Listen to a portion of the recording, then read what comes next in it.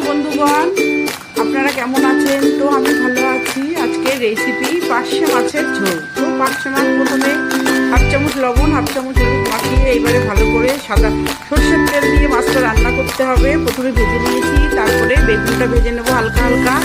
তারপরে ওই তেলেই সাদা জিরে, কালো জিরে ফোড়ন দেবো। ফোড়ন দিয়ে তারপরে জিরে বাটা, লঙ্কা বাটা আর কাঁচা লঙ্কা চেরা চারটে দেবো। দিয়ে ভালো করে মশলাটা কষিয়ে নেবো। কষিয়ে নিয়ে তারপরে একটু জল দিয়ে দেবো। জল দিয়ে তারপরে এটা পাতলা ঝোল হবে। তারপরে ঝোলটা ফুটে উঠলে মাছগুলো ছেড়ে দেবো। মাছগুলো একটু ফুটে উঠলেই ঝোলটা পাতলা ঝোল নামিয়ে দেবো। একটা স্বাস্থ্যকর মাছের ঝোল। তো বন্ধুগণ, আপনাদের যদি ভালো লাগে তো লাইক, কমেন্ট, শেয়ার, সাবস্ক্রাইব অবশ্যই করবেন। রাধে রাধে, ধন্যবাদ।